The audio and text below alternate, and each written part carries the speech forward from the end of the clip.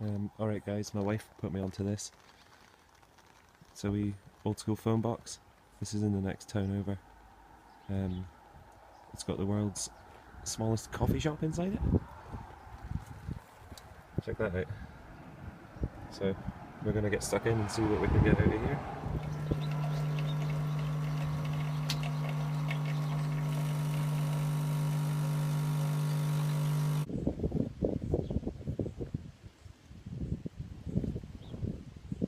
Hey guys, how's it going? This is One Man's Trash. Okay, as you can see, we're here at the world's smallest coffee shop. I went down to the book fair yesterday, so we're gonna go and have a look and see what we got there. First of all though, got the newest issue of Stray Bullets, so I'm gonna have a tuck into that later on this afternoon. So see how we get on with that. We'll start off with these. No we won't, we'll do those last. So a couple of books I picked up, more of these puffins, which you can just see there, down at the bottom there. So I got a couple more for that collection. This one is History of Scotland. That's a great cover as well. It's like the island, it's like the shape of the country of Scotland made out of the Scotland flag. So that's cool. This one, The Weather. This is an older one. There's a really bad glare coming in through that window. That's a bit better. And this one, What is History? So that's cool. I actually got as well, I forgot.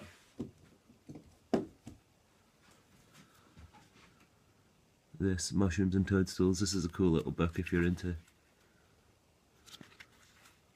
wild fungus and stuff. There's a load that grow here that you can eat, so that's what that's good for. This book of the North Yorkshire Railway. I've actually got a friend who's well into trains and that, so I was going to give them this. It's got like, if you're into trains, I guess this is exactly what you need, and it's got maps and stuff. Dolphins somehow, and tiger. So anyway, that's going off to him. Yeah, this, I don't know if this is an original story or what, I haven't looked into it. Hellboy, Bones of Giants, but it's written by Christopher Golden, whoever that is, and it's got art by Mike Mignola throughout it. If this is an original story, well, whatever, if anybody needs this, shout me up. I picked it up just on the off chance that it was an original story and somebody needed it for the run. So that's that. A couple of more Scottish books. There's the Monsters of Loch Ness. This is like the scientific, startling conclusions to the complete scientific discovery. Look at that, there he is. There's Nessie himself. So, I'm trying to find more photos to show you. There's just heaps of photos of like graphs and stuff. Anyway, there's that one. I had to pick this up when I seen it, Bahama Crisis. We'll see what sort of crisis is going down in the Bahamas. I like these little magazine books that you get. This is called, oh, we've got something in here. Oh, it would have had a dust cover on it. That's all that's left. This is the new writing, 11. I don't know if you guys get Cadbury's chocolate over there, but that's like a British company. Cadbury's. And on the back, Smoke Gray's Cigarettes, Honest to Goodness Tobacco. So you go second to none. The guys who look after the Queen smoke Gray's cigarettes. These are some of those teach yourself books. I've got a couple, so I thought I'd pick up a few more. Physical Research, if I ever wanted to do that. The Living Brain. These are all good books to have in the zombie apocalypse when all this information has been lost. the Dictionary of Biology. So they'll come handy someday.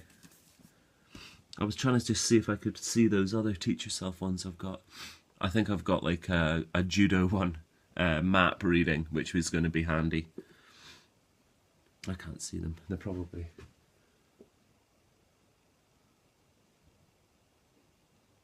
Yeah, they're here somewhere, whatever, I've got them. The next one, I was excited to find this. Crop circles. I don't know if you can just see the photo there. But it's quite a bad photo. But yeah, let's see if there's any inside. Yeah, this is old, this book. They've not even got their crop circle skills up. Yeah, I don't know if you can see it, but they're quite piss poor crop circles even right there. But it's going to be interesting reading that. I'm looking forward to flicking through that, see what they got to say. This book, Bonnie Scotland. These ones never cost me anything at the fair. Like, these books 50p. And there was a bit that was up the road from me.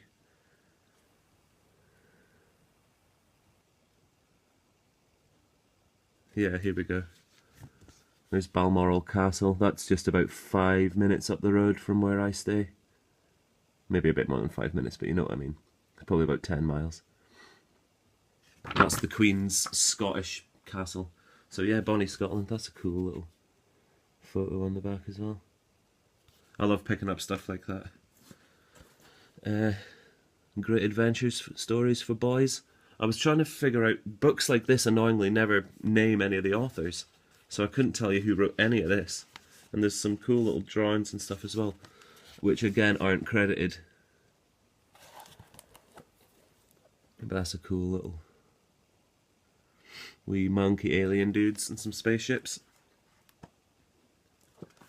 But I like books like this. This is like probably reprints of, this is like in 1980s, I think.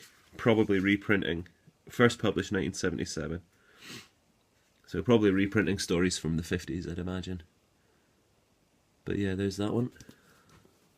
This destroyed Harry Potter and the Philosopher's Stone. This is like a 2000 or something.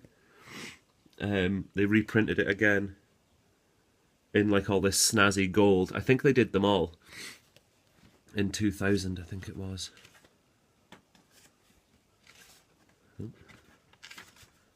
No, they maybe didn't do them all, you know. It is 2000, yeah, so it's when the film came out, they reprinted these, and it's got Dumbledore on the back. This is a first print of this paperback. It's the only reason I bought it. Probably worth 50p though, because it's absolutely thrashed. But it'll go in with my other Harry Potters up here. I don't know if I ever showed this. Just maybe draw it to attention just now. So that's like a first edition paperback of Harry Potter and Prisoner of Azkaban, obviously the third one. But I found this one as well, like a little one. It's littler and fatter. You know, no judging, but it is. So, if anyone knows anything about that, that would be interesting. But they're all just going slammed up here. So yeah, they can just live up there for the rest of the days. I got this Wreckers Must Breathe. I like this vintage classics series. They tend to Hammond Innes. Wreckers Must Breathe. They tend to select really good books for this vintage series, so I'm always picking them up when I see them, especially for 50p. The selected stories of Thomas Hardy. Can't go wrong with that. Don't know how well that's going to come out. Yeah, I think I spent £12 today and got all this stuff. The Black Box. I wasn't quite sure. This is kind of a risky book. This is The Last Words from the Cockpit. Like Black Box recordings. I don't know how I feel about that, but it's one of those ones that was like I couldn't not buy it. Yeah, a bit macabre maybe, but yeah, I've got that. And then yeah, I just wanted to show these at the end. They had a heap of these. I just picked up all the ones from the 50s. I wanted to get the 60s ones as well, but my bag was full. I couldn't fit anything else in. These are National Geographics. This one is volume something, number 6, December 1957. So, yeah, these ones, I pulled these 3 out specifically because they've got cool old school Coca-Cola adverts on them. And yeah, the December one got big Sunty on it. I was hoping for, you know, tribal boobies in here, but I've not found any yet. But I'm sure there is. I've got 5 issues. There's bound to be some tribal boobies. We're close. We're close there. There's a lad at the back. So, you know, halfway there. Yeah, so these all go from 1951 to 1959. Don't know if you can quite see that there. But the last one I wanted to talk about, and my camera, we might not get this. I might have to do this in a separate bit.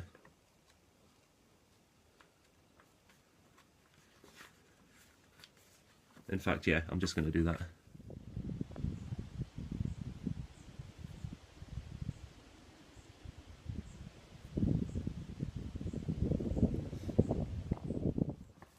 Okay, hey, I just wanted to show you this, like, one article from this National Geographic. It's this one, January 1959.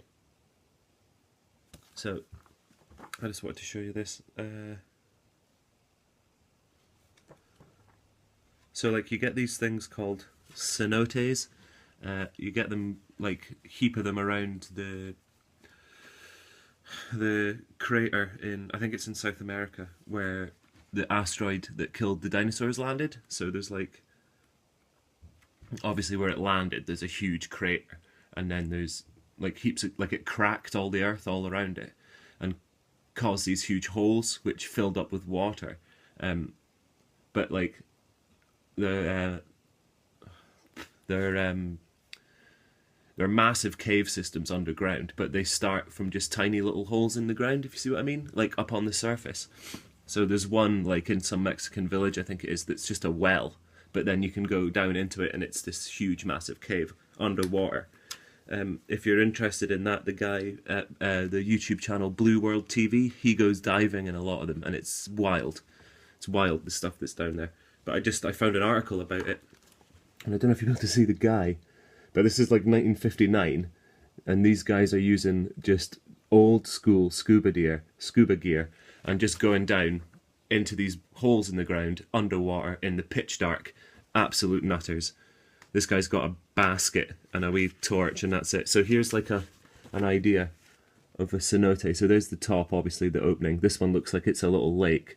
And then, yeah, just this massive cave system going right down and then on to eternity by the looks of things. Yeah, and they're just swimming around in them. This one's 144 feet into the earth.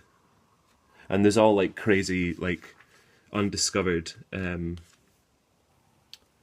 like, animals and plant life and stuff that are, you know, they live exclusively in these certain caves.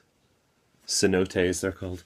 There's one, yeah, there, if you can see that. There's like a old school statue, Mayan probably. There's like ones that the Mayans used as burial chambers and stuff like that. Like they thought that they were doorways to the underworld. They're gods of the underworld, whoever they would be. There's a colour photo of one. But I would recommend, I just wanted to recommend the Blue World TV channel. Go check his underwater caving videos. It's crazy, absolutely crazy, and the water is like glass. You can't see, it looks like they're just floating as they're swimming around. It's nuts. Yeah, here's all the crap they've been pulling out of them. Heap of pots and stuff, and this I think that's a lassie. It's got a wee statue. So that's wild. I mean, you wouldn't be able to do that now. You probably wouldn't be able to touch stuff down there. But these guys are just grabbing it and taking it out. But anyway, yeah, that's all I really wanted to say. These are awesome just for that, like, old school kind of stuff that we would do differently now. But yeah. That was all I wanted to say. There's a couple of wee seahorses. Alright guys, that's pretty much it for this week. The intro was provided by Davis this week, so thanks very much, man. I really appreciate that, it's funny as. And if anybody wants to send me something like that, I'll leave an email address in the description. So anyway, thanks guys, and we'll see you for the next one.